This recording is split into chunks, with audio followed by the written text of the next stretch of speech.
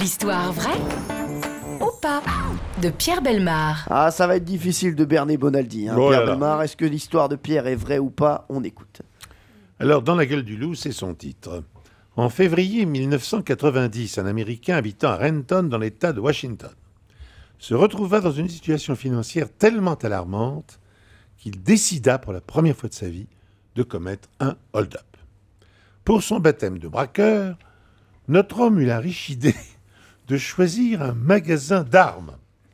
Il en existe, vous le savez, énormément aux États-Unis.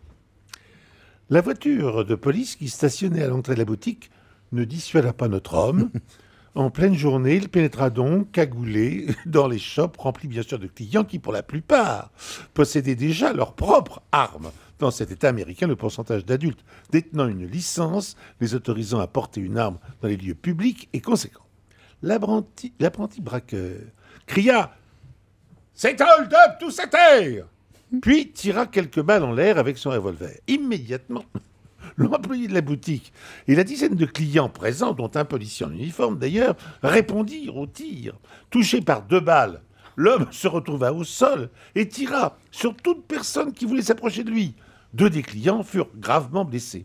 L'apprenti braqueur fut abattu par le policier du magasin, client de l'établissement.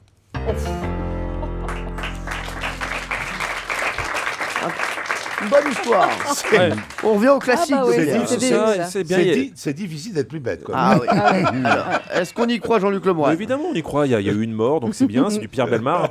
Mais non, plus sérieusement, j'y crois pas. Je vois pas. Non, mais pourquoi qu'est-ce que vous voulez avoir comme butin dans un magasin Les d'armes? armes, ça se revendrait bien. Ah, Non, mais c'est-à-dire que si le garçon vient chercher des armes pour aller faire un autre braquage, vu qu'il a déjà une arme, ça sert à quoi? Non, pour les vendre. Pour les vendre ensuite. On vend les Ah oui, ah oui, non, non. Il y a Mais- tout un mais marché. il faut les transporter, les armes. Oui, mais il sortait libre puisque...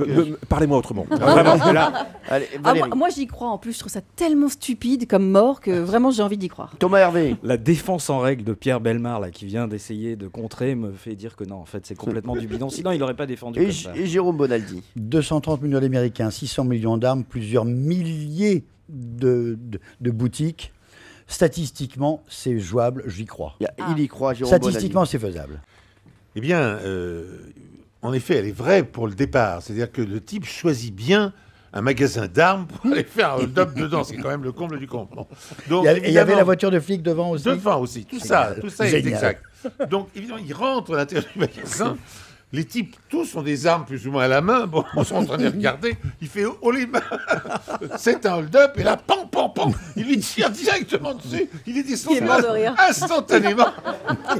Oui, parce que c'est tellement stupide. Bon, il est C'est donc... magnifique. Pierre Bellemare, il a pris 15 balles dans le corps. On s'est marré. C'est génial, il y en avait partout. Il y en avait partout. On s'est marré. Il n'a jamais eu le temps de blesser personne. C'est ça que je voulais dire. Le seul mensonge que j'ai fait, c'est de dire qu'il avait blessé des gens. Ah oui. Il n'a pas eu Il n'a le même temps. pas blessé Ah quelqu'un. non, rien. Pan, il a... Bon, et bah bon. Et voilà, ça fait rire Pierre Bellemare. Merci Pierre. En tout cas, merci. Par la bêtise de la chose.